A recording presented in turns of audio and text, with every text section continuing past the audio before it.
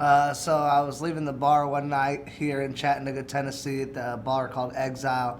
And when I was leaving, I got in my car. I felt like I was okay to drive, probably a little buzzed, a little more than I possibly could have been, but I was still, decent enough to be able to drive. I got in my truck and took off, and I came up on the stop sign.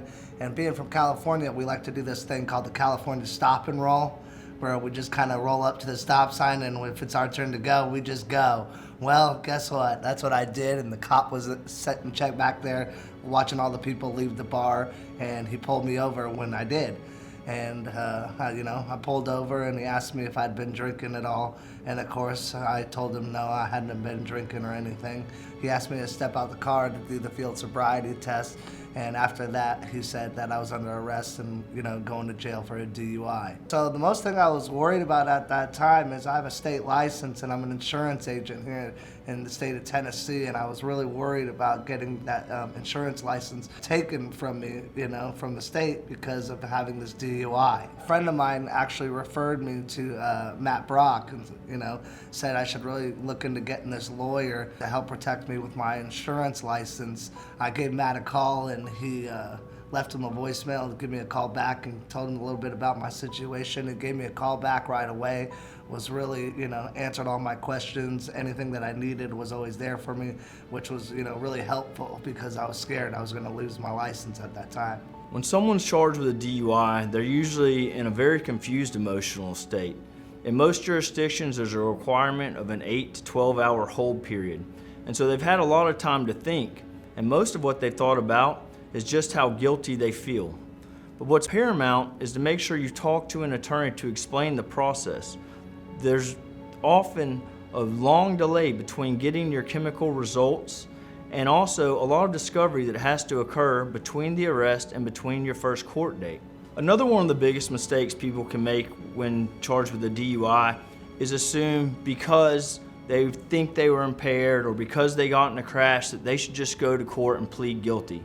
DUI defense is not that simple. It's not that cut and dry. Oftentimes the police make mistakes that you are unaware of. An experienced DUI attorney is going to look at every facet of a case, the little nuances that make a difference between winning and losing, and ultimately you keeping your job.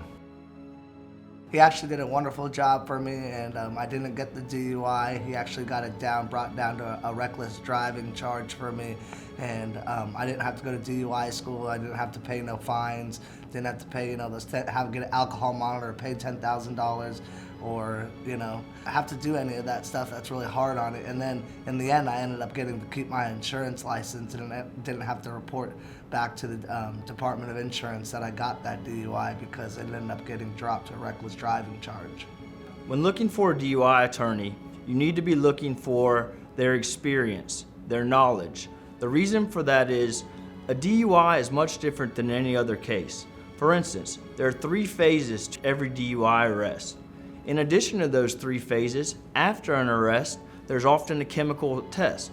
Without understanding how those chemical tests are created, you really don't have the full picture of what that investigation is about. An experienced DUI attorney is going to be able to see those discrepancies, those mistakes, whether it be between the video and the affidavit or the person's actions and the lab report. They're going to be able to see those mistakes and help mitigate your case. The best thing about working with Matt Brock was his communication. Really know how to communicate with his clients, and he knows, how to put things into layman's terms for us, not always understanding kind of what's going on in the court system. So he was really helpful in that regards. The biggest life lesson I learned, even though you're not buzzed or you're drunk, in regards to that, it's just, Uber. I would say, get a ride. If you do make that mistake, if you do get, behind the wheel when you are a little bit, drunker than you think you are, the best option is to call Best and Brock. Matt Brock would be the best person to help you out with that.